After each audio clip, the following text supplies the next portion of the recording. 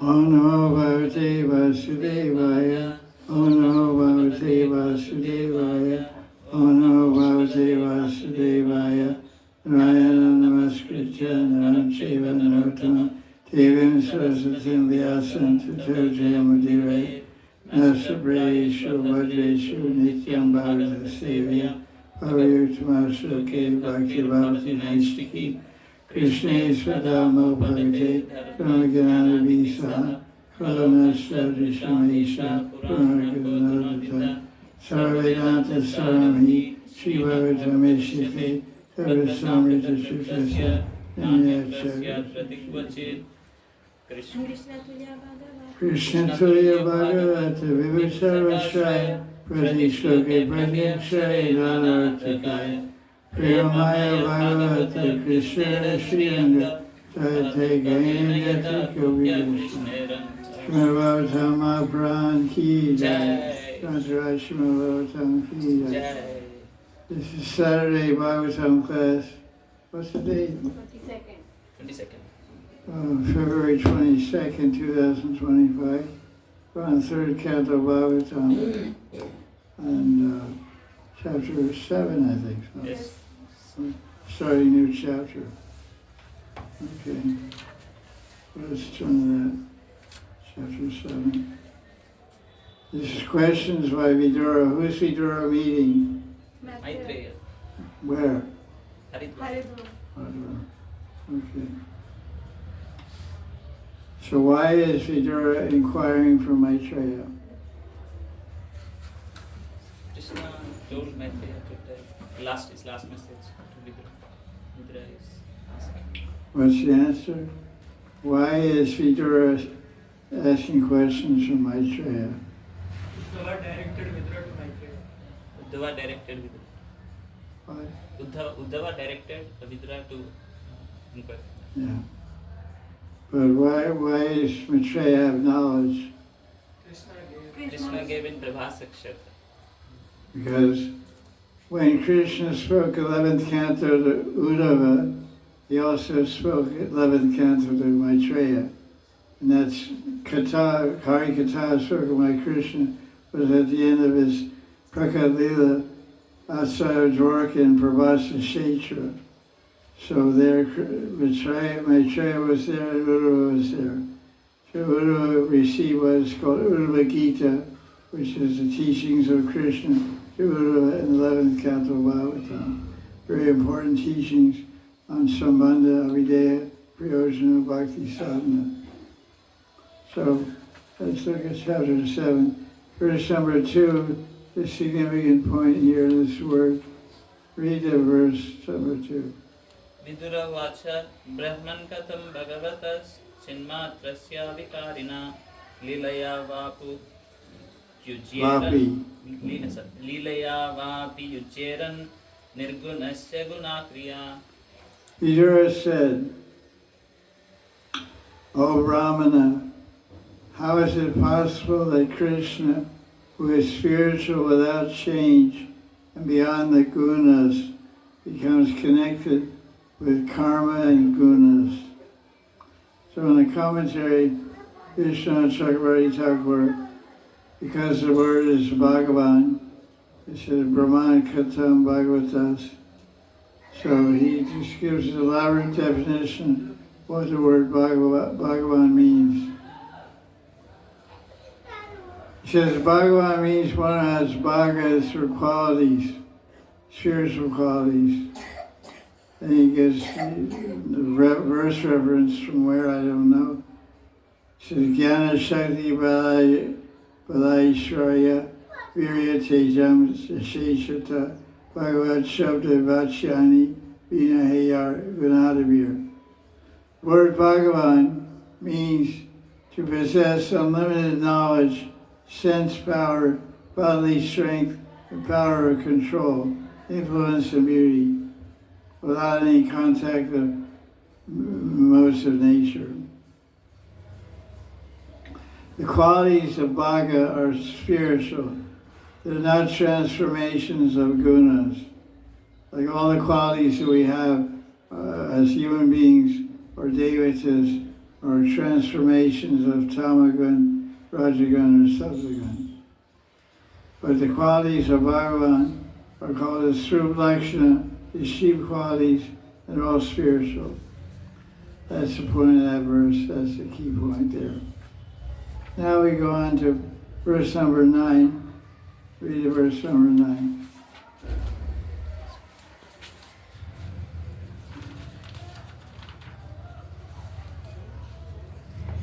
मैत्रेय उवाच सेयं भगवतो माया यन्नयेन विरुध्यते ईश्वरस्य विमुक्तस्य कार्पण्यमुत बन्धनम्. Read the translation. Maitreya said, this Maya which cannot be understood by logic and which belongs to Bhagavan but not to his Swarupa is the cause of deprivation and ignorance for the Jiva who has the possibility of realizing the form, knowledge and bliss of Bhagavan. Krishna. Yes. For us, Bhagavan is Krishna. Can be Ram, Vishnu, but this is a book about Krishna, so Bhagavan means Krishna. Let's look at the Prabhupada's translation and commentary on this verse. Third Canto, chapter 7, verse 9. Maitreya replied to Vidura, some conditioned souls put forth the theory that the Supreme Brahman, or Param Brahman, is overcome by Maya, illusion. In other words, when Brahman gets covered by Maya, it appears as a person, Krishna. That's what they say. At the same time, they say that Brahman is unconditioned. So this is illogical. They say because the Brahman is a transformation of illusion, and then they say Brahman can't be conditioned or illusion. Prabhupada's commentary. He says, Jiva Goswami and Vishnu Chakravarti give a nice example in this regard. They say, although the sun is all made of light, the clouds and darkness and snowfall are all parts and parcels of the sun. Without the sun, there's no possibility of the sun become overcast with clouds or darkness, nor can there be snowfall on the earth. Although life is sustained by the sun, life is also disturbed by darkness and snowfall produced by the sun. But it is a fact that the sun itself is never overcome by darkness, clouds, or snowfall. The sun is far, far away from such disturbances.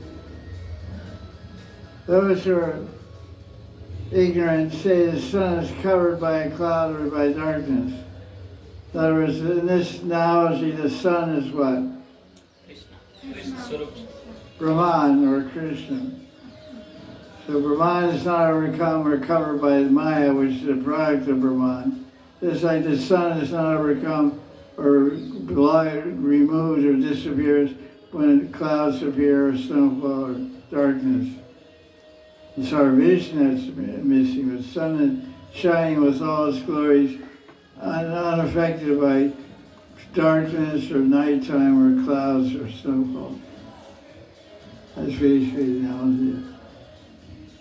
Similarly, the Supreme Brahman or Param Brahman, personality of Godhead, is always unaffected by the influence of material energy. Although the material energy, Maya Shakti, is one of his energies. In quotes the verse, Parasya Shaktir Udaya Shrite Svabhavaki Gana Bhavakriya.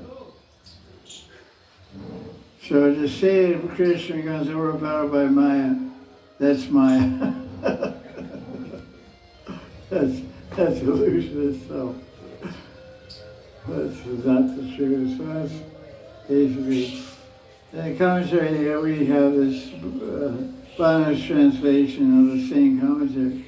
The Maya, which belongs to the Achintya Shakti of Bhagavan, cannot be known by my logic. The energy of Maya is achit by nature, but it belongs to Krishna, who is purely chit or spiritual.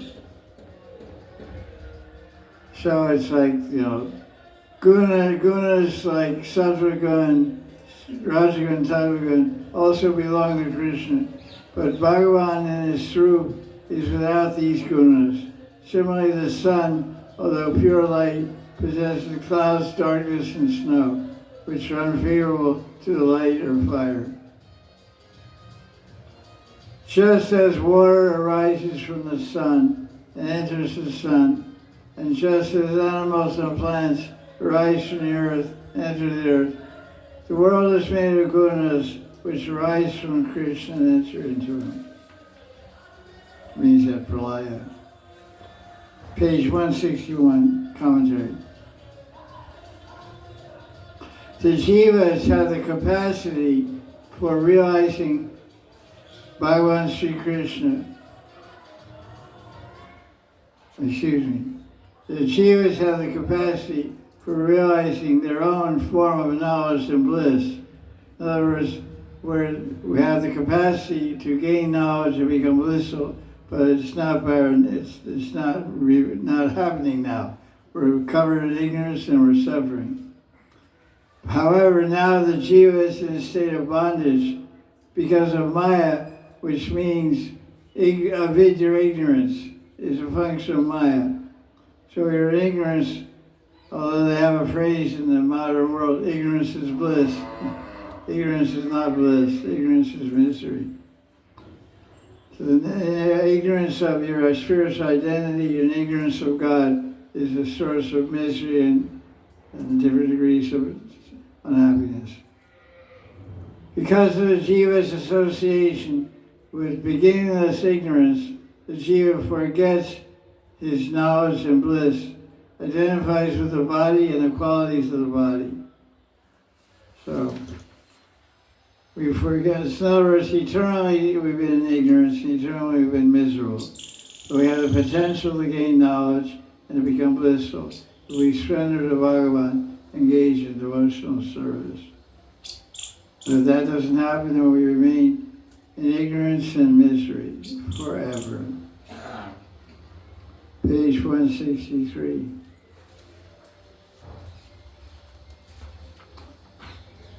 So he says, the verse that Maitreya is telling Vidura, because of Maya Shakti ignorance, the jiva's loss of knowledge and bliss. That's not exactly correct translation. It says loss of knowledge and bliss. It means that at one time the jiva in the material world had knowledge and bliss, but he lost it. The jiva has never had knowledge and bliss. It has potential for it. Because eternally it's called anadi vairmukh, anadi avidya. The term is there, anadi avidya means beginningless ignorance. Avidya means ignorance. So a jiva's loss of knowledge and bliss is wrong translation. Let me just see what the VBT says. I'm curious. The potential to burn is not fire. Wood has potential to burn, but it's not fire. If you never rub two pieces of wood together, you never get fire. So the soul that never surrenders to Bhagavan will always be miserable and always be in ignorance. What verse is this? 10. 10. Okay.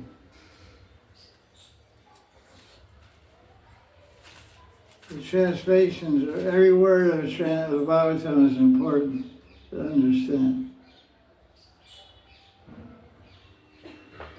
This is Prabhupada's translation number 10. Yadartena vinamushya punsa atma, is that right? Yes, we did. Punsa atma viparya pratiyata upadrastu sastirasi chetan, I can't see it, chetan adika, like adika mahasana. The living entity, let's see the difference in translation. Living entity, which means Shiva, is in distress regarding self-identity. One has no factual background, like one who dreams that he's seeing his head or her head cut off. That's a good idea. Dream you get your head cut off. It's not a very auspicious dream.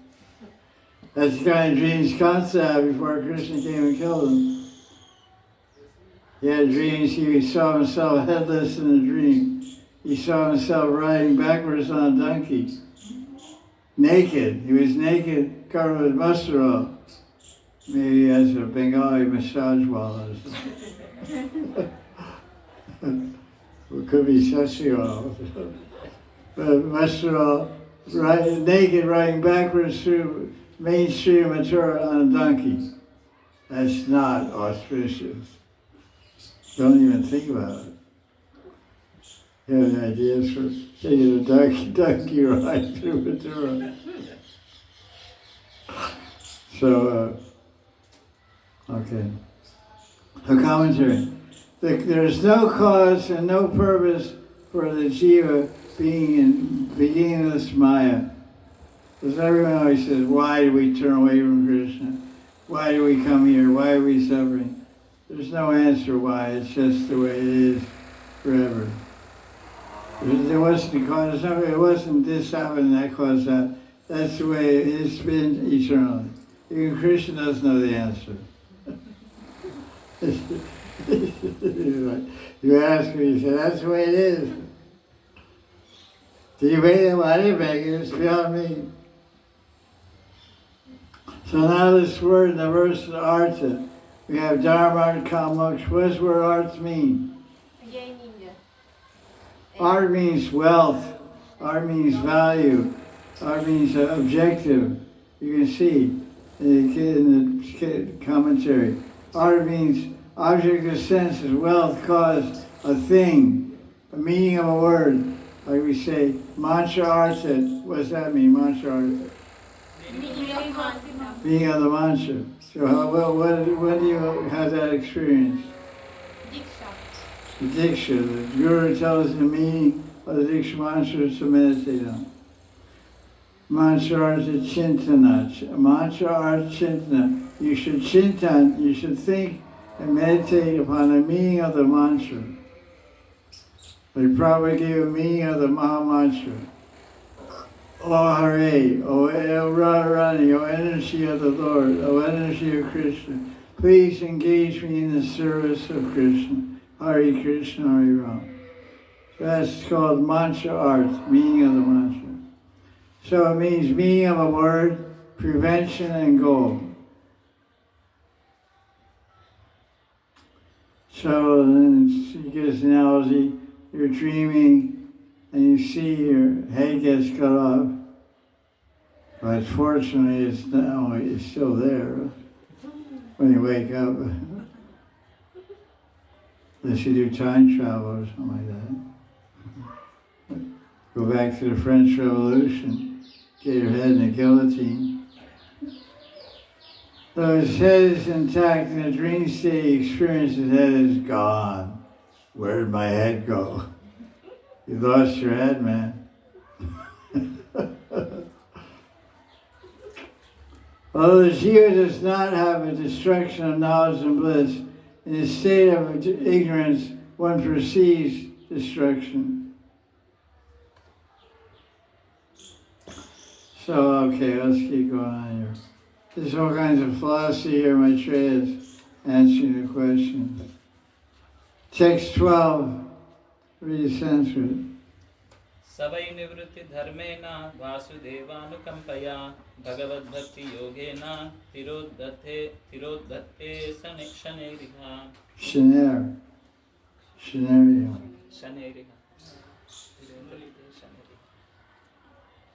Vasudevanukampaya, what does that mean? Vasudevanukampa. What does anukampa mean?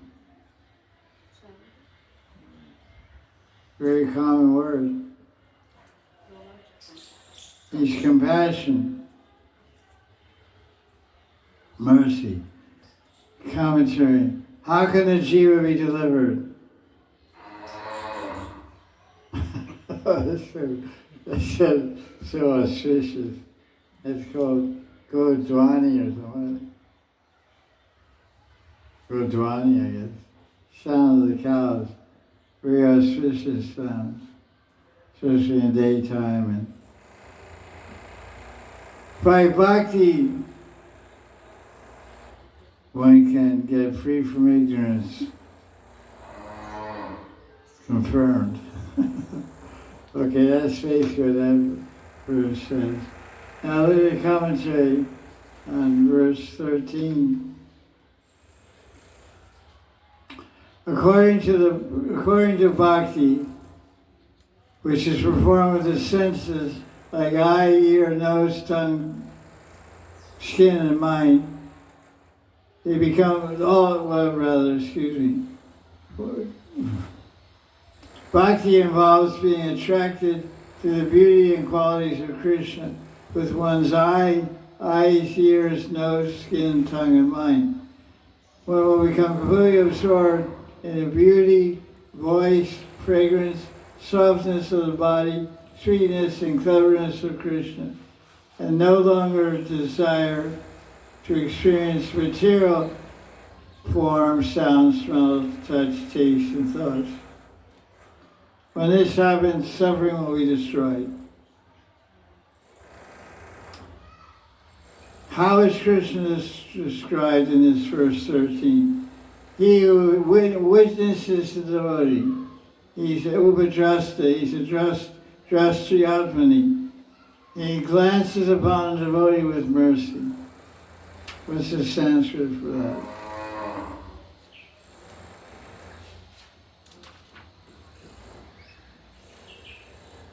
I don't know. Can't say. Chasabni praharo viliyante laklesha. And Krishna glances at the devotee with mercy and he watches over the devotee. And text 14. Hearing and chanting about the qualities of Krishna, called guna kirtan, or just hearing Harikatha, is a limit of sadhana bhakti, which destroys unlimited suffering.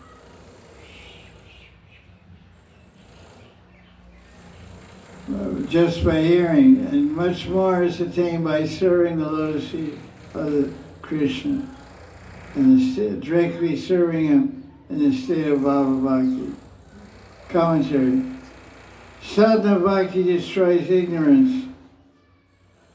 And so what's the question is, what's the chief result of Bhava? Sri Krishna Akashna. Sri Krishna. Sri Krishna, controlling Krishna. There's Wait. no Krishna. Get Krishna? What is it? It can control. Controls Controlling. Krishna. All right.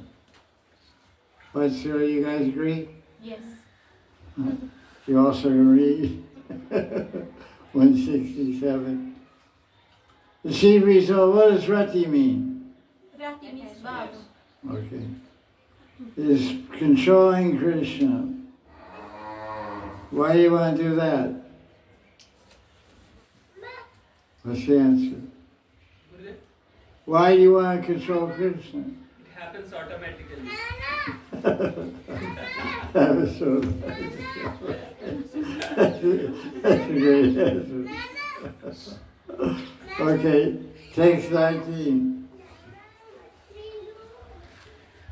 Read Sanskrit. 19. Yetsevaya bhagavata bhutastasya madudvisha ratirasho bhavet tivra padayor vyasanarthanaha. Very nice Sanskrit in this verse.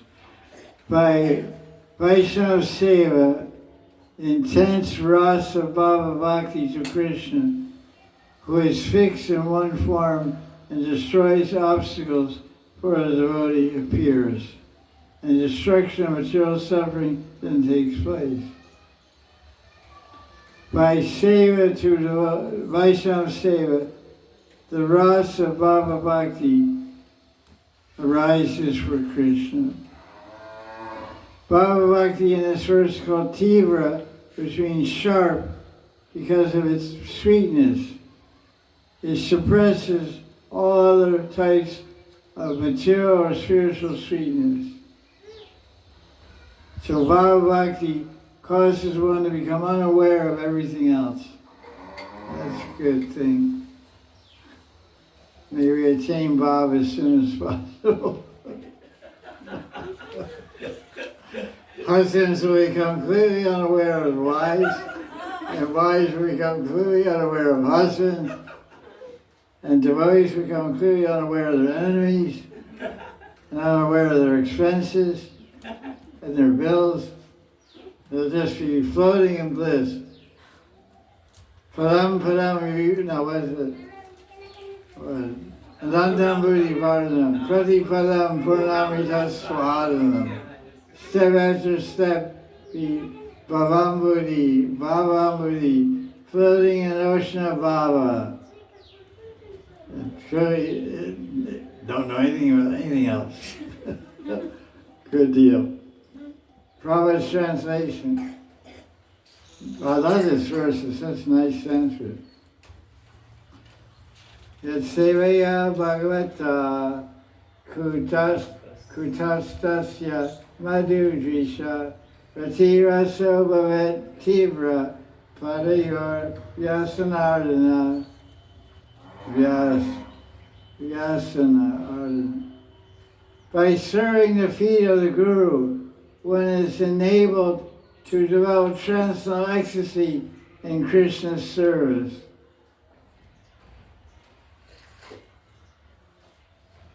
By serving Krishna, one will vanquish all one's material distresses. So this is interesting. The Bhagavatam says, what did he say? Well, verse 20, no, 19, what was that, 19? He says, what did he say? Serving devotees. He says, serving devotees. Prabhupada says, wants to remind all his disciples, serve me. Don't serve anybody. So why does Prabhupada say that? And it says, Yat Sevaya Bhagavata. The word Bhagavata is translated generically as devotee, but the 11th canto describes Bhagavata as what? Mahabhagavata. Mahabhagavata is a very advanced devotee. So there's Prakrita Bhaktas, there's Nishta Bhaktas, there's Madhyam Bhaktas, Kanishta, all different types of Bhaktas. The Mahabhagavata. So Prabhupada is taking this Bhagavad in a more commonly known idea of what Bhagavad. Bhagavad means a very advanced devotee, not just ABC devotee, Bhakta Joe, Bhakta Bill. So, because, the Prabhupada is translating this book with the whole mercy of Brahma behind him and the whole order of his Guru behind him. Because his Guru orders him to preach the English language. So within the Guru's order is phenomenal and infinite power to execute that order. So Prabhupada's ability to translate the Bhagavatam has to be more than his disciples. So Bhanu Swami is a good disciple of Srila Prabhupada, but many times we find that Prabhupada's translation has the feel of Vyasadeva, has the feel of Shukadeva, the feel of the speaker. That feel is called Bhav-vichar. Bhav-vichar, the consideration of Bhav, because Prabhupada is the Bhava Bhakta, Prema Bhakta. And all his disciples are trying to get to that level of Bhav and Prema. So there's a certain cutting edge that Prabhupada has over his disciples when it comes to translating and presenting the Bhagavatam. And repeatedly you'll find that when you compare the translations and conceptions conveyed by Prabhupada and his disciples. That's why I'm always comparing these two, because it's very important to understand why is there difference in translation, and what is the cause of the difference in translation, and what is the value of different translation. I have also a Gita Press translation of Bhagavatam in English. It's also very nice. So it gives us, the more people we read that translate the Bhagavatam, the more angles of vision we get, and the more bhava we can get to understand the Bhagavatam. This Bhagavatam translation has Prabhupada's bhava, his bhakti. And Bhanu Swami's translation has his bhava, or whatever he has, his bhakti. So these are all important. Because for us, when we approach the Bhagavatam, we think we have no bhava, we have no bhakti. We're just beggars. We start our prayer we start our approach to Bhagavatam on our knees, on our hands and knees, our head on the ground, at the feet of Vyasadeva, the feet of Shukadev Goswami, the feet of Maharaj Pariksit, and now in this chapter, at the feet of Vidura, the feet of Maitreya Muni, begging them for mercy, begging them that we have some understanding, obtain some devotion for this message of Bhagavatam. So he said, by serving the feet of the Guru, one will get transcendental ecstasy in serving Krishna. That's why we say, the stage of Krishna Prem is the Seva Guru. The stage by which the drama of Krishna Prem is enacted is established, that stage is established by humble service to the Guru. By humble service to the Guru and humble loving service to the Guru, one establishes a stage in his mind and heart to engage in the praying seva of Radha Krishna. So the commentary of Prabhupada, listen, the association of a bona fide spiritual master like Maitreya Muni is absolutely necessary to achieve transcendental attachment for a direct seva of Krishna. Krishna is described as Maharaj here.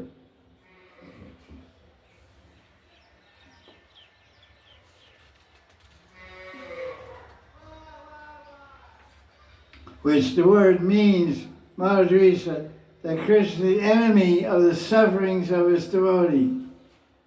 So what are the sufferings of a devotee? Separation from Krishna. Yeah, that's the main existential suffering. That's the actual, the ultimate answer. The question is asked, what is the suffering of a devotee? And one devotee gave a quite exact answer. He said, separation from Krishna. But that feeling of separation will not actually really manifest until one comes to level of Sakti, which is right before Bhava. But there are other sufferings that everyone, even new bhakta, is experiencing, which are mentioned in Madhurya Kalamani and other shastras. Three to be exact. Adibhautika klesha, adhyatmika klesha, adidaivika klesha. Misery, sufferings caused by my own body and mind, by your body and mind, and by their body and mind, by nature, by the devatas, Agni, fire, and Vayu, air, and Indra, rain, and sunburn and sun cancer, by sunshine. So these are miseries and sufferings caused by nature, material nature. So, for one who serves the Guru lovingly, then he gets the opportunity to serve Krishna. And then when Krishna is called Madhudvisa, specifically in this verse, because the word Madhudvisa means the enemy of suffering. So by serving Guru, you attract the attention of Krishna, who appears to you as Maharaj to kill the demon of suffering, the enemy of suffering. The suffering, but the real suffering for a devotee is separation from Krishna. So Krishna destroys the material distresses of a devotee. That's why whenever devotees would complain to Prabhupada, I'm having this problem, that problem. My mind is giving me a problem this way, that way. Prabhupada would sit, listen very attentively, very compassionately. Then he would say, just chant Hare Krishna. Take shelter of Krishna Nam. Namashraya. Chodabhuvana Namashraya. In the 14 planetary systems, there's no better shelter, no better solution to suffering, misery, than chanting the holy name of Krishna. When you go to the Catholic Church on Saturday, if you're a Catholic, you go to church on Saturday. You do what they call confessing your sins. You say, Our Father, that means the priest. Our Father, in the last week since last Saturday, I committed this sin, that sin. I stole a candy bar from the candy shop. I cheated on my test. I looked at my friend's answer page. And you tell all these things. Then he says, okay, you've done all this bad stuff. You should go chant 5 Hail Marys on your rosary bead. We had rosary means Javamala. But how many beads are there? I don't know. 104. I don't know why 4, but it should be 108. 104 beads. They're made of rosewood, that's why it's called rosary. Did you know that?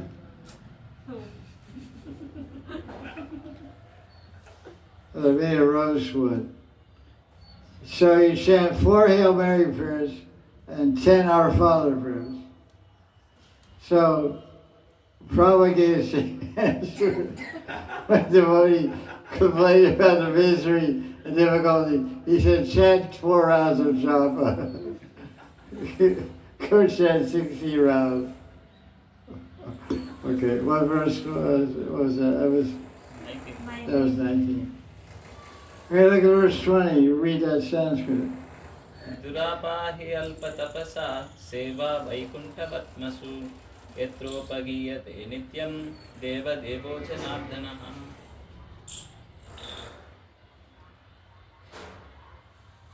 What does Vartma mean? Path. Way. What's the Vardhan Pradarshika Guru? Vardhan Pradarshika Guru. He who shows the path of It's your grandmother. It's another name for your grandmother. You're in Maya, and your mother says, it's your Christmas vacation, go visit your grandmother. So you go back to Punjab and visit your grandmother. And your grandmother is reading Bhagavad Gita. And she says, oh, Beta, do you read Bhagavad Gita? Bhagavad Gita, I never heard of it. You should read Bhagavad Gita and worship Krishna. So the grandma becomes a Vardhan Pradarshika Guru. So Vardhan means path. What is the limb of bhakti? Fifth limb of bhakti. Bhakti Rasa Yasinda mentions 64 limbs of bhakti. First 4 about Guru. And the 5th one is Sadhu, Vardhan, and Vartate, which means follow the path of the sadhus. That means sadhachar, means follow the behavior of the sadhus. Okay, so this verse says, the path of Vaikuntha, line number 2. Alvatapasa, Dharapa Alvatapasa, Seva, Vaikuntha Vardhan. The path of Vaikuntha is attained by Seva. Seva to devotees on the path of Vaikuntha, who are constantly singing about Krishna. Second line, Yacha Upagiya. Upagiya means singing, like Gita. This is Upagiyate, means singing. Nitya means constantly, eternally. Deva Deva Janardana. Of all the devas, the supreme Deva removes the misery is called Janardhan Sri Krishna.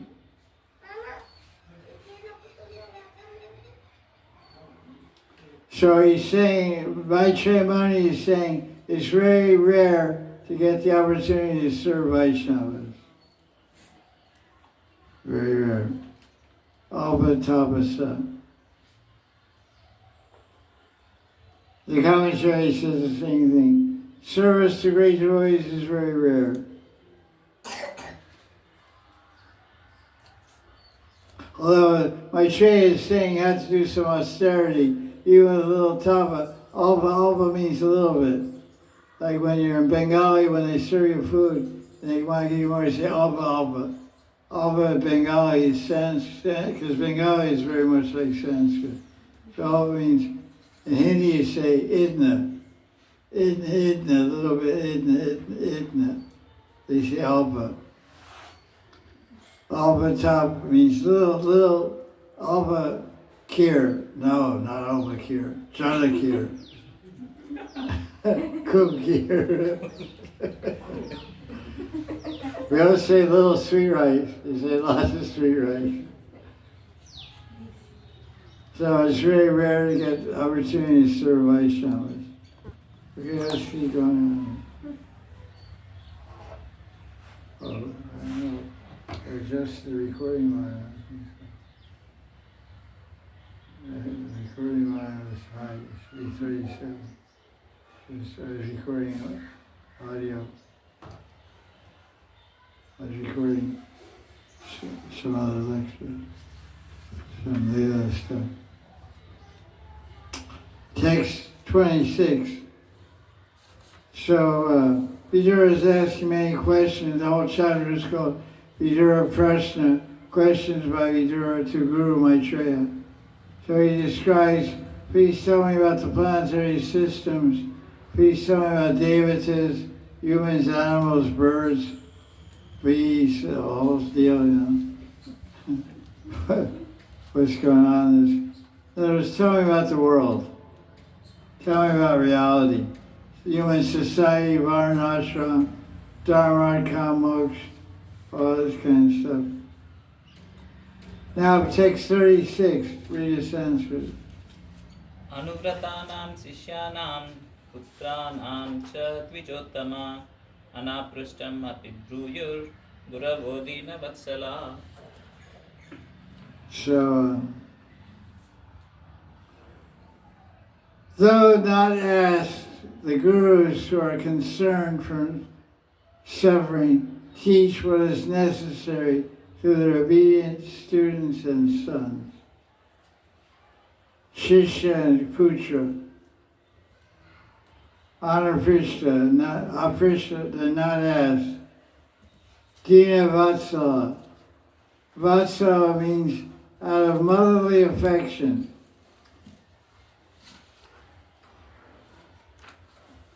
Dina Vatsa. Guru means senior person. Mother, father, teacher, grandfather, guru.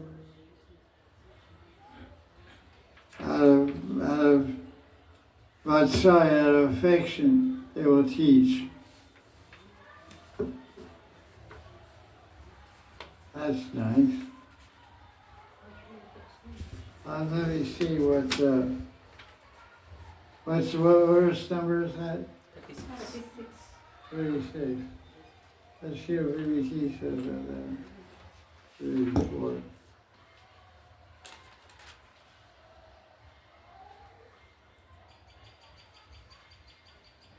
Those who are, this is Prabhupada's translation, those who are gurus are very kind to the needy. They're always kind to their followers, disciples, and sons. Even without being asked by them, the Guru describes all that is knowledge.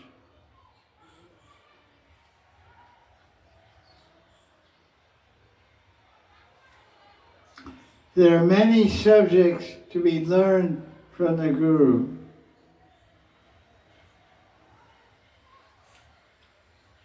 The Guru is always kind to a disciple and always speaks to them on transcendental subjects, even though he's not asked by them.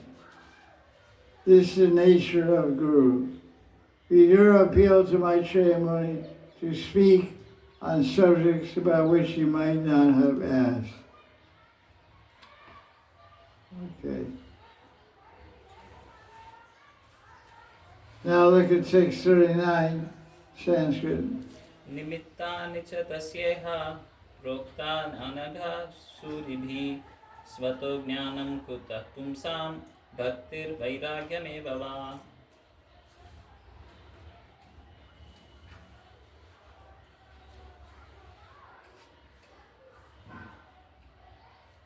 What does this verse indicate?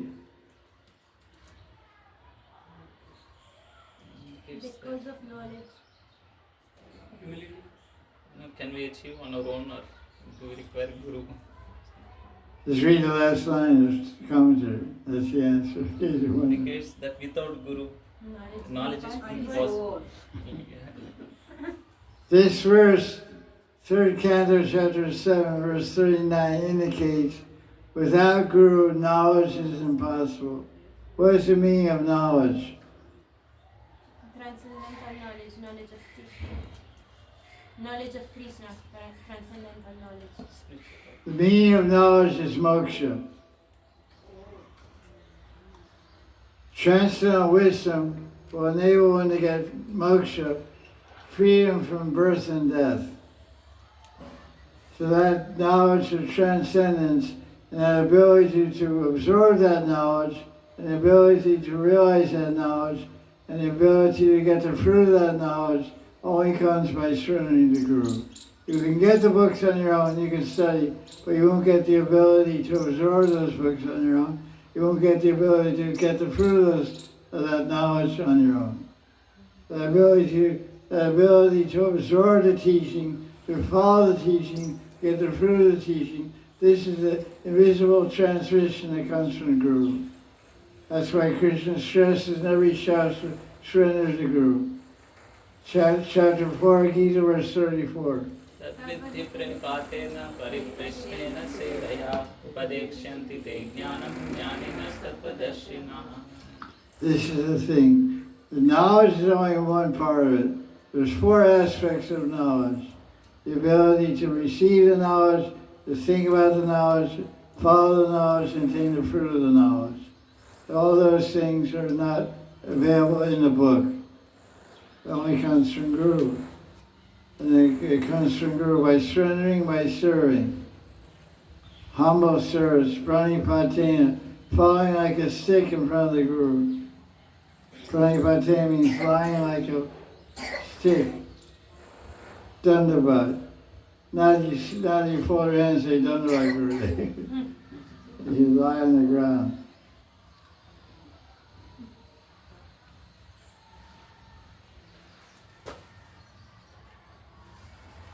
Okay, that's it for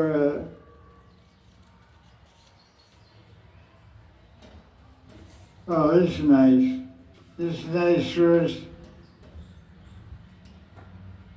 Vidura speaks in verse 41. Read Sanskrit. सर्वे वेदाश्च यज्ञाश्च तपोदानानि च नघा जीवाभयप्रदानस्य न कुर्वीरन् कलामपि. Vidura said, O sinless Maitreya, all the Vedas, all the yajnas, charity and austerity doesn't compare to a small particle of helping a jiva attain solution to material existence.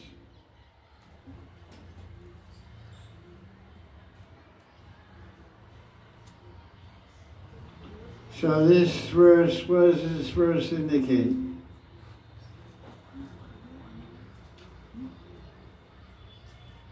ज्ञानदान dismissed. What is the message of this verse?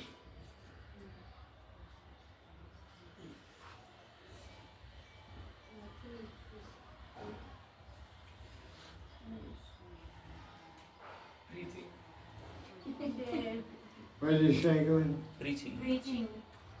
Preaching. You're right.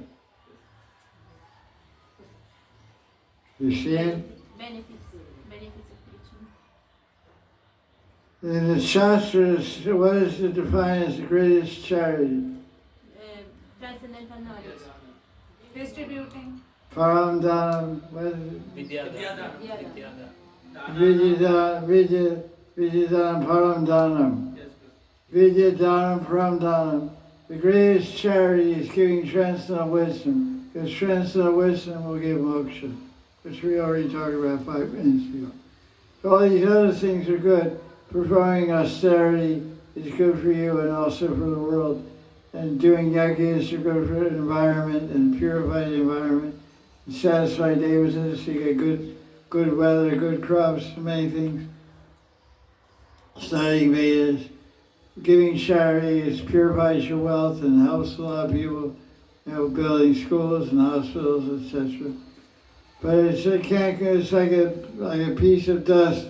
It's a small particle. By helping a jiva get liberated by giving them transcendental knowledge.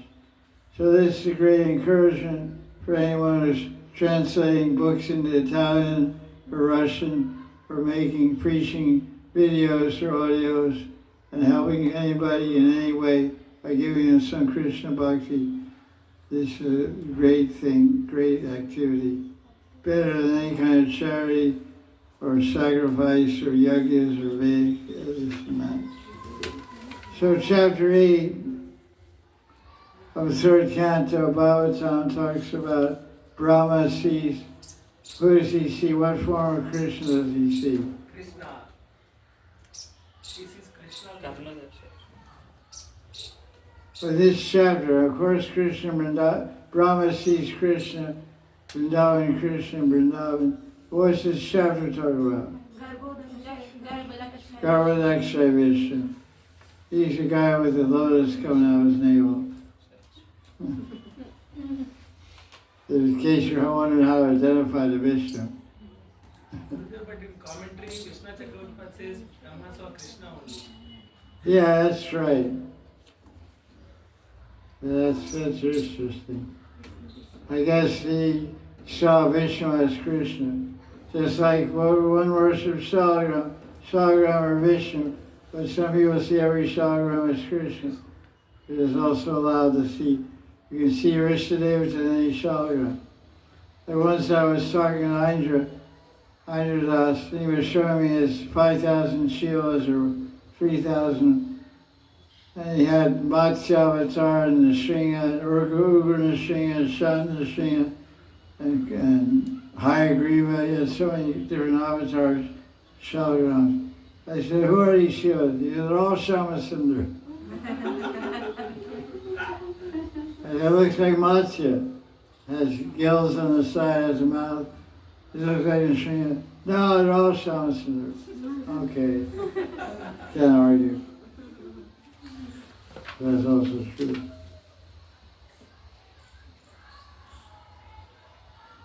So, who spoke the Bhagavatam to Sanat Kumara? Sankarsana. Yeah, you saw it. And that's the Bhagavatam, many speakers of Bhagavatam. And who did Sanat Kumara speak it to?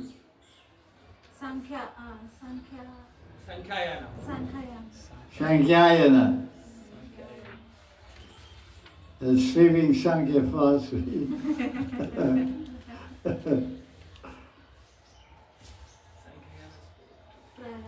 Sankhayana was the Paramahamsa.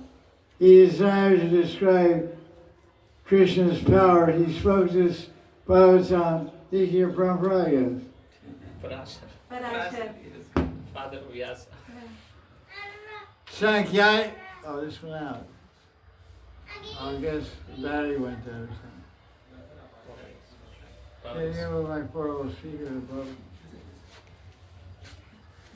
Yeah, battery went dead. How you go?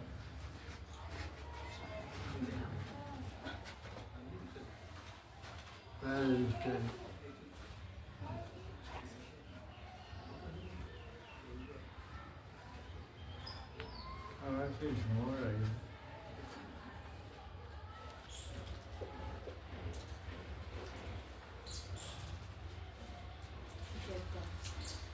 Text number 9.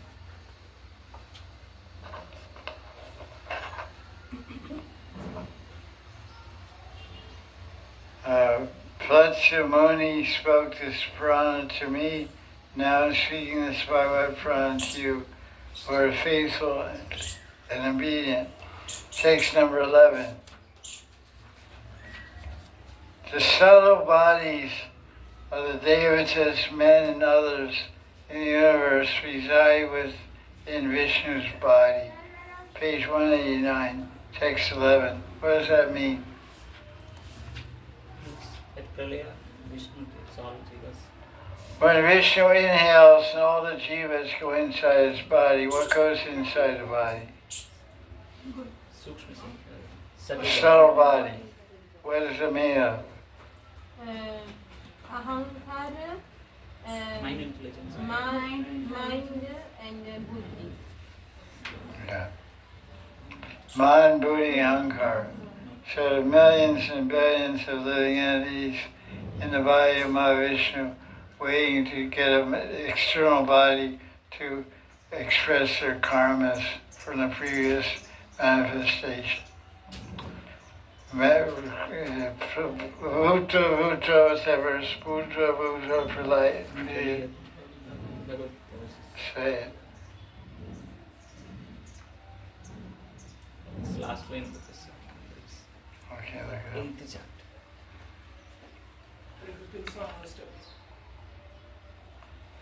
Okay, verse 16. You got the verse? Verse 16. Tasyam chachamburu karnikayam avasito lokam apashamana parikramam vyoni viritane chadvari leve nudishamukani. Brahma, situated in the center of the lotus, could not see the universe's planets. He turned his head around and glanced into space. By turning, twisting in 4 directions, he got 4 heads.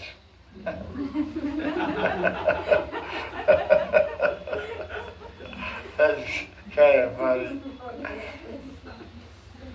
What's the verse? भूतग्रामस्य एवायं भूत्वा भूत्वा प्रलीयते रात्रागमे अवशपाता प्रभवत्यः रागमे. What's the translation?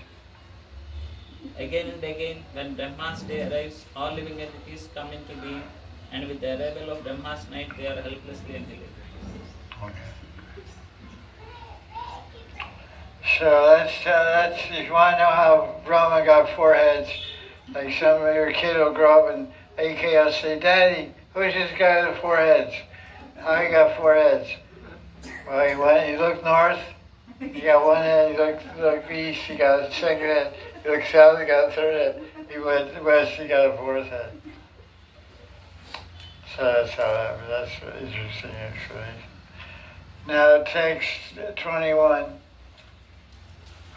Tato nirito pradilabda kama sadishyam asadya panasa deva sanardita swasa nirita chito nayasita aruda samadhi yoga. Giving up his search, Brahma, unfulfilled in his desire, returned to the lotus. Gradually controlling his breath and mind, Brahma stayed seated in complete concentration by meditating on Vishnu or Krishna. One who gives up pride attains the Lord by meditation, by the Lord's will. I thought that was an interesting commentary. I like to see the Sanskrit. But it says, in other words, Brahma had some pride. He was trying to find the cause of his manifestation and where he was located on the stem of the lotus flower going up and down. He couldn't figure out what was going on. He didn't realize he got sprouted from the navel of Vishnu. He was stuck in the middle of the lotus flower. He's like you're an elevator shaft. you're going up to the 15th floor, then you press the button, go down to the ground floor, you go up to the 7th floor, and then you just go up to the top and go out in the veranda and wonder what's going on. So he went back to the top floor, went out and sat on top of his lotus. It was all dark in every direction. And he just sat there and heard tapa, tapa. So he started doing tapasya. Then he had darshan of Krishna. That's basically what happened. And then from there on, it's all history. Vedam kavantam aravinda layataksham bharavatam samasitam buddhasundarangam kandharvakoti kamanya vishesha shubham Govinda Adipurusha. So that's how it all came about. So we had to give up pride if we want to attain Krishna while meditating. Text 22, by practice of meditating on Vishnu for 100 human years, he attained realization. He saw Krishna who he manifested in his heart, who he couldn't find by searching. So in other words, with his eyes he tried to see Krishna.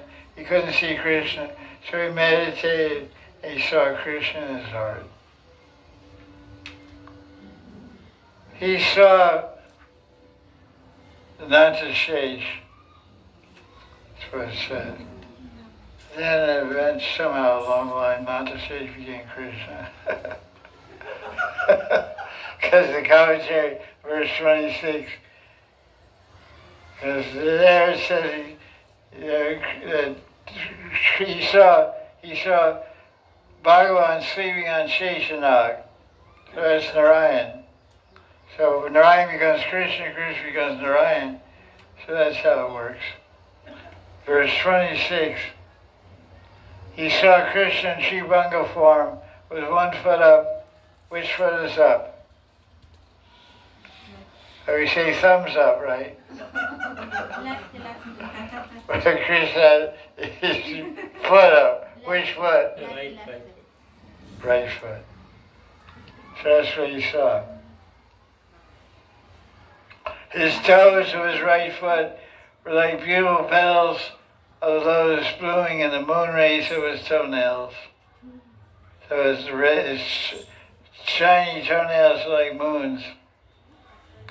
That's Kamgayatri, also 24 and a half moons of Krishna's body. What's the half moon? Forehead. Forehead. Not the tilak. Tilak is a full moon. Because oftentimes the tilak is just a dot. Sometimes tilak is like a crescent moon. But the half moon is correct, it's a half forehead. Ardha Chandra. Vishnu says that this form is indicating Krishna the coward boy from Vrindavan, with his feet crossed showing the sole of his right foot.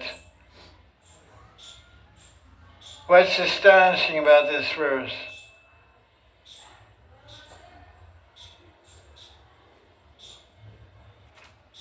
Describing Krishna's foot, there's something astonishing about it.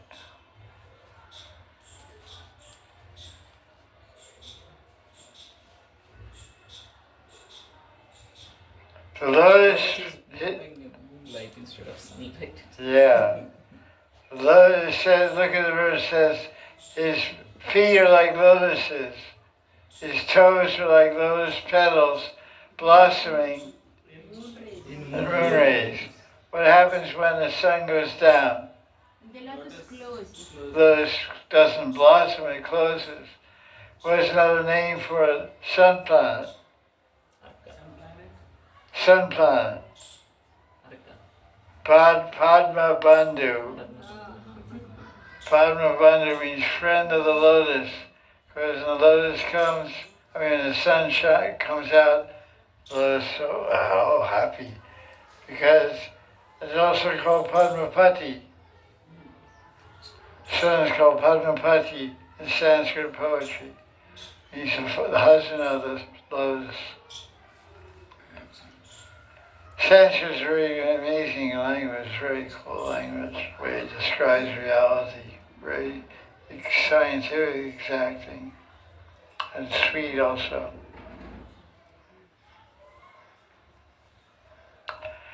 Okay, verse 27.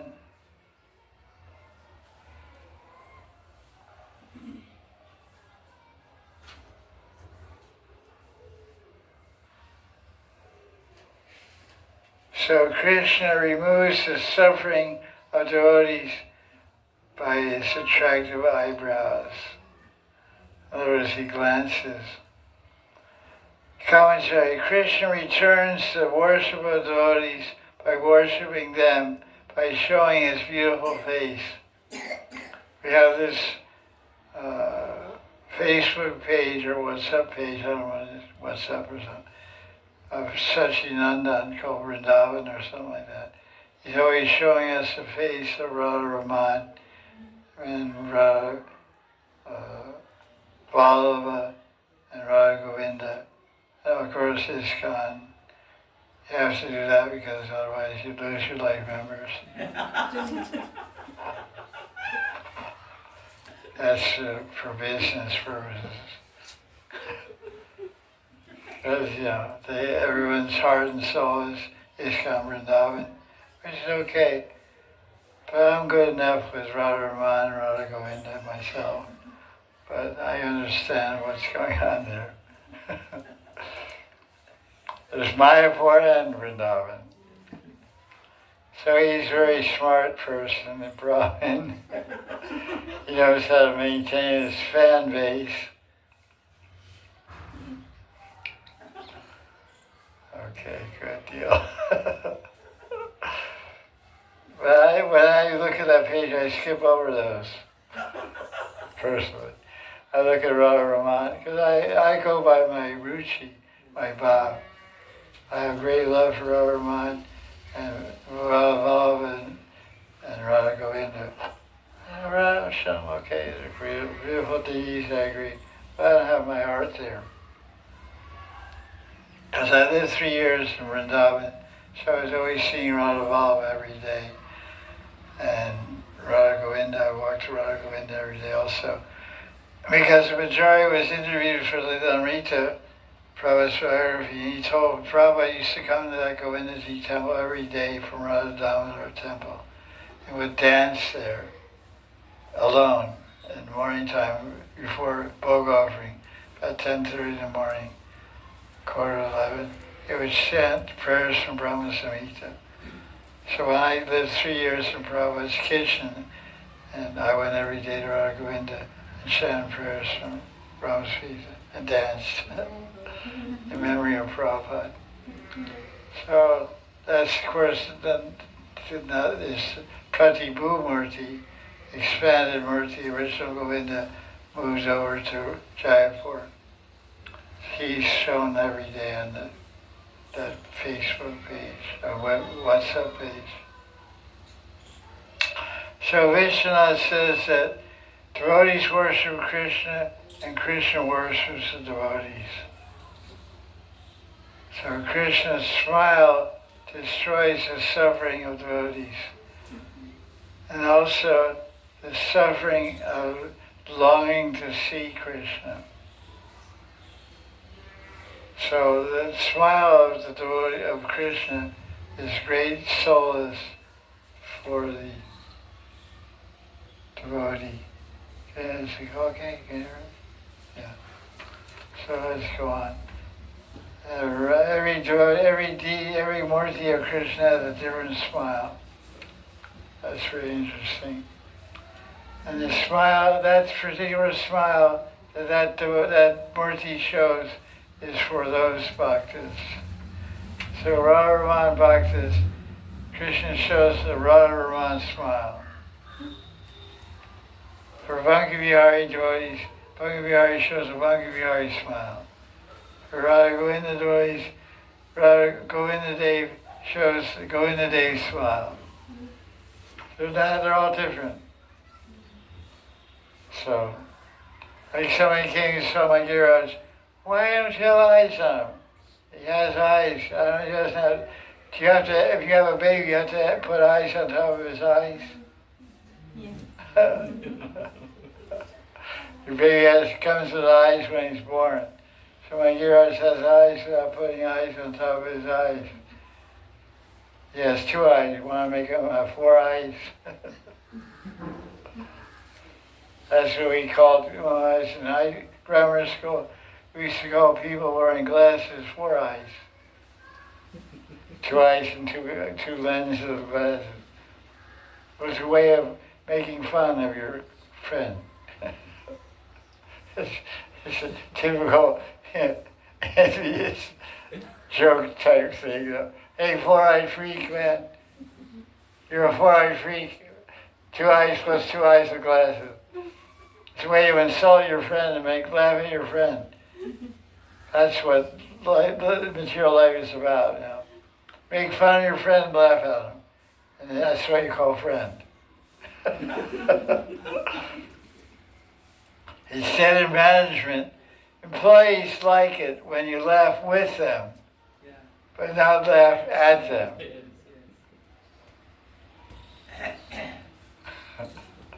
The employees tell a joke and the boss laughs with them, it's nice. But the boss makes a joke of the employee at the employee's expense, then the employee is insulted, his pride gets hurt, and it's not a good thing to do. Text 11. If you want to know a key verse for this chapter, this is it. 3rd Canto, chapter 9, verse 11. A very important verse for every Raganuga Bhakta, anyone doing meditation or meditating on Siddha Swarup, or your desired Swarup as a coward boy or a coward girl, a Manjari, Dasya, Radharani. This verse is indicating that the meditation that you engage in, Krishna will reciprocate accordingly and give you the spiritual body you're meditating on. So this is very important Shastric proof for to establish the efficacy and success of doing Rup Dhyan, meditating on one's Siddhadeha before one engages in Leela Smaran. Especially the last 2 lines. Tram Bhakti Yoga Paribhavita Rit was as it go. Tvam Bhakti Yoga Paribhavita Hrit Saroja. No, it's different. Tram Bhakti Yoga Paribhavita Rit. The section time is like Brahma Samhita. Tram Bhakti Yoga Paribhavita Rit Saroja. Ase Shukeshita Pato Natapamsam Yad Yad Yad Durgaya Vibhavayanti Tat Tat Vivu Pranayase Sadanugrahaya. That's a Santiago meter or something like that. Oh Bhagavan, oh Krishna, you are approached by hearing, seeing, or directly serving. Enter and remain. You enter and remain in the lotus of your devotees' hearts, which are full of bhakti yoga. You are very much praised, O Lord, Urugaya, by your mercy. You show your devotees the exact spiritual body appropriate to the mood they cultivate during sadhana. Anugrahaya. Anugraha means mercy. Vapa means body. Tat tat, that means that body. Yad yad diya means meditate. You meditate, vibhavayanti. So Vishnu's commentary. So there's 2 meanings of this verse. One meaning of Canto 3, chapter 9, verse 11, is that the form of Krishna that you meditate on, Krishna will show you that form. You're meditating on Ram, you'll see Ram in your heart, like Hanuman. He had Ram in his heart. You're meditating on Krishna, you'll see Krishna in your heart. And so Krishna Chakravarti, he explains that the spiritual body that you're meditating on, that you will see that. Devotees, it says here, Vibhavita, what is this word? In the first line, Paribhavita means this. That Krishna manifests himself, enters the heart of devotees, remains there. He does not leave. Devotee meditates on a form using their mind.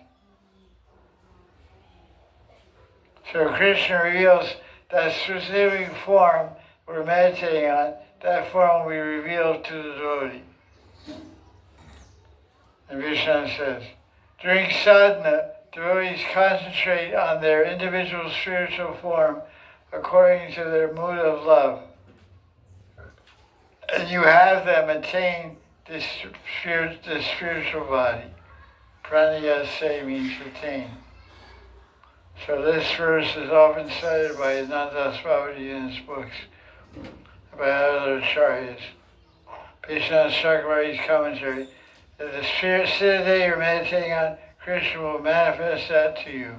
Will give you that specific siddha. Any question on that? It's pretty patent, pretty clear.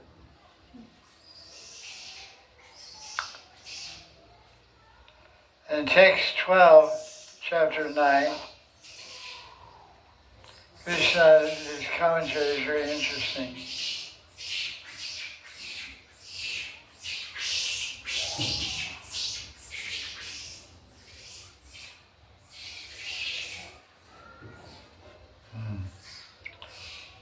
Krishna places himself in devotees. Krishna places his Kripa Shakti in devotees to deliver the world. Then the devotees show mercy to all living beings.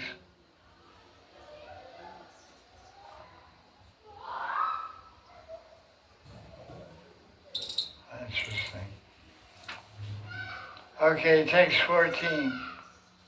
3914. Read the Sanskrit. Sashvat Svarupa Mahasaiva Nipita Bedha Mohaya Bodha Dishanaya Namah Parasmai Vishvodbhavastiti Layeshu Nimitta Lila Rasayate Namayidam Chakmeshwaraya Chakrimeshwaraya. English.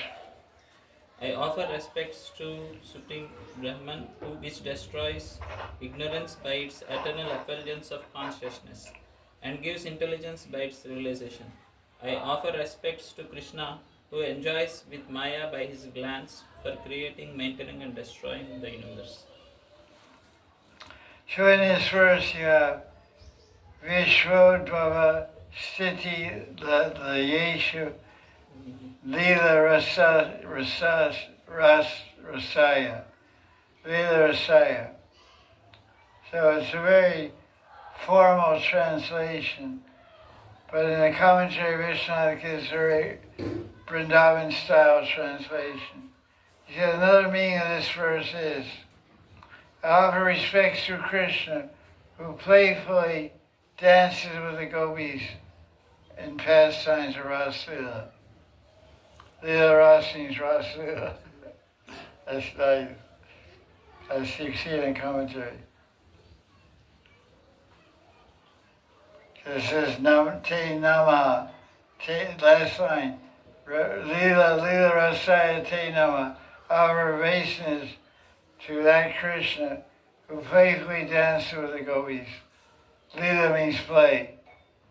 So Raslila means play Lila, playing Ras of dancing, singing and dancing. And I like how you're in third canto and he immediately drops you in the rasa.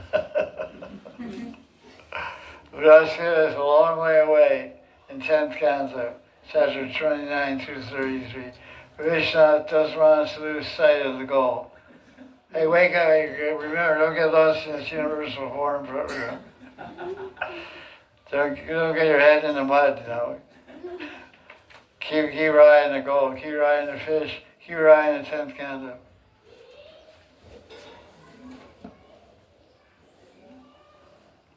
And then this nice verse in the commentary, in verse 15, on page 218.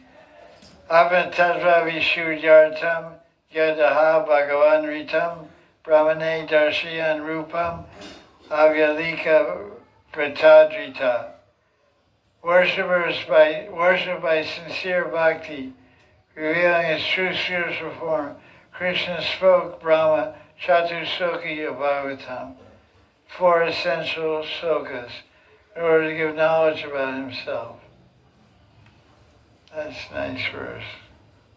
Amatava Vishuddhartam, the objective of pure spiritual knowledge. Bhagavan, Brahmya Darshan.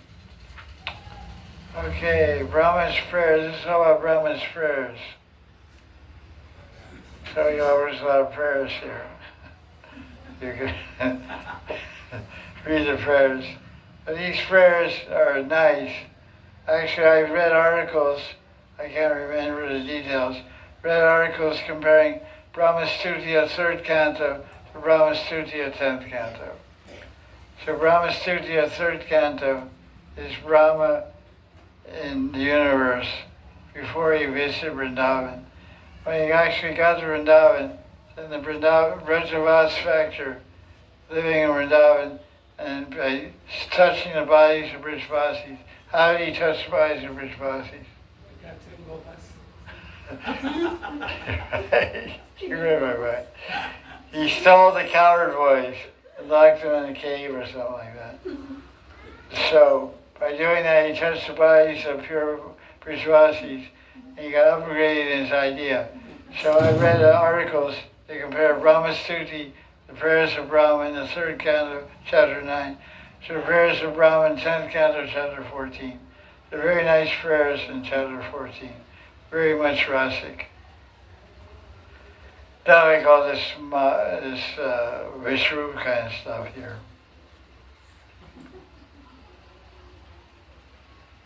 Verse 25, chapter 9. Nice phrase in the second line. Prema Smritena. What does that mean? Love will smile. A lovely smile, a smile of love. So the commentary. Servants will certainly become blissful by a glance of mercy and merciful instructions. Brahma prays for both. So they want to Prema Smritena Nayanam. Nayana means eyes. Smiling eyes of prema. That's dangerous. If you're not married. Some girl looks at you with smiling eyes. You're sure run the other way. Or as your wife, you're already stuck. Don't escape. Generally. Okay, let's see what else we got here.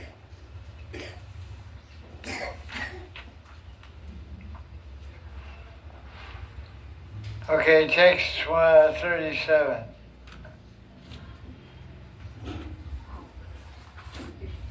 Krishna speaking here.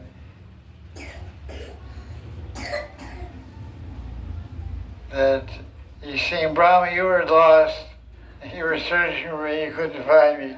I felt merciful to you, so I gave you darshan. Read the Sanskrit, 37. Tubhyamad vichikitsayam atma me darshito bahi nalena salile mulam pushkarasya vichinvata. Oh, Vishnu said, or Krishna would say. While you were searching in the water for the base of the lotus by going down the stem and asking questions about me, I revealed my spiritual form to make you successful. So it says in the commentary, my form can only be seen by my inconceivable desire. The cause of seeing me is not worship or meditation. The cause of seeing me is my desire only.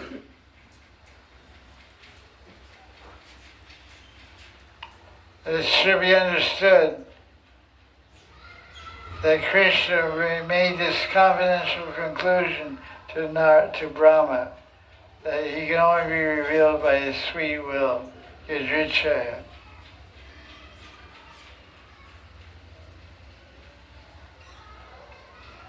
Now, interesting point about Bhakti Sadhana.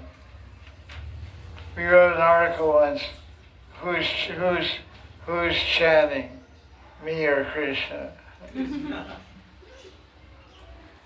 So look at this verse 38, read the Sanskrit. Yat sakartanga matstotram matkata yudhayantikam yadva tapasite nishtha sayesha madanugraha. Krishna says to Brahma, "O Brahma, whatever praises you have uttered, whatever prayers while describing my appearances and activities, whatever nishtha you have attained in meditation," it says that, of course, nishtha, all that and whatever else you will accomplish is only by my anugraha, my mercy. So we're chanting by Krishna's mercy. We're doing any service by Krishna's mercy. Commentary. Krishna says, Brahma, even your ability to offer prayers to me was only by my mercy only. Everything that you did, everything that you've done, everything you will do is only by my mercy. The praising you did, everything else you've done, everything that will be done is only by my mercy. And what you are to do, what you will do, is also understood as my mercy. So that's pretty. So what's the bottom line? Kripa, kripa, kripa. Kripa karo. I have one student, and the student always says, I say, you did a good service. They say, no, it's only your kripa. I think they understand that's true. But I don't want to say it myself.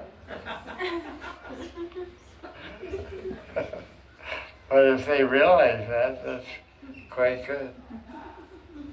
Usually I don't say anything when they say that. Okay, that's good. But that's actually true. It's being spoken right by Krishna himself.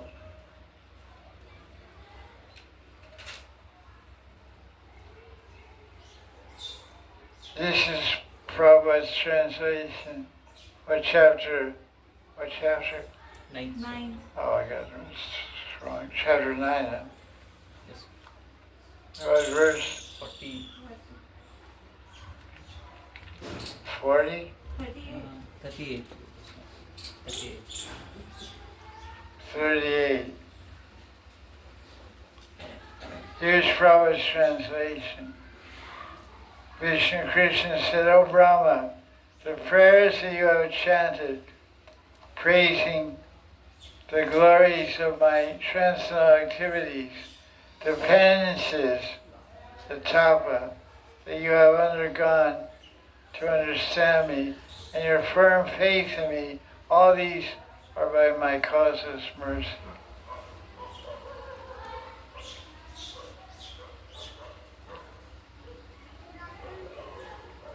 When a living entity desires to serve Krishna, Krishna helps the devotee in so many ways as the Chaitya Guru, the spiritual master within. and thus the devotee can perform many wonderful activities beyond material estimation. By the mercy of Krishna, even an ordinary person can write prayers of the highest spiritual perfection. Such spiritual perfection is not limited by material qualifications, but is developed by sincere endeavor to serve. Voluntary endeavor is the only qualification for spiritual perfection.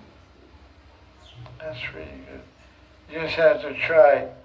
You just try to serve by your own will and volition, then you can attain spiritual perfection. Okay. So let's see here. Text 42, read that one.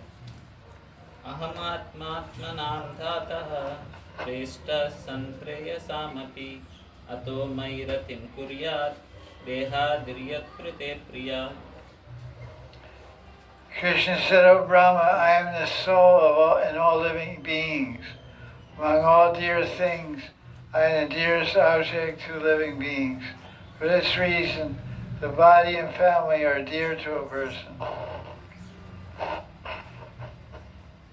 Therefore, one should have love for me. Commentary by Vishnu. I alone should be dearest to all jivas. I am the Atma, the Paramatma of all jivas. For this reason, one's body and family become dear. Affection for wife and sons is based on one's body. Affection for one's own body is based on the jiva within the body. Affection for the jiva is based on the Paramatma. Affection for Paramatma is natural. The affection for the jiva and preceding items is figurative only, and the affection for each item is successively less. How can you order and say a jiva should act with bhava, rati, for me? Because rati is something which is to be attained. The command is ordered to act when rati does not exist. The answer is as follows. Human beings have fallen into Maya, experienced objects of Maya. But even for the jiva, Maya is a superimposition. Though natural affection for Paramatma exists in the jiva, because of lack of experience of Paramatma, the jiva does not have affection for Paramatma. He's like a wealthy businessman who does not know that he possesses wealth, thus he acts like a poor man.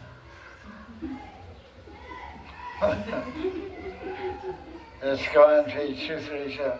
The Paramatma is most dear to the devotees, whether they have pure bhakti or mixed bhakti. For this reason, one should show affection to Krishna, the result of which is that an intelligent person will have affection for the body, will use the body and senses to perfect bhakti. Such person does not hanker for liberation. So we have affection for the body, that's okay, but use that affection to take care of your body and senses to serve Krishna and attain Krishna. That's the idea. So that's the end of chapters 7 through 9.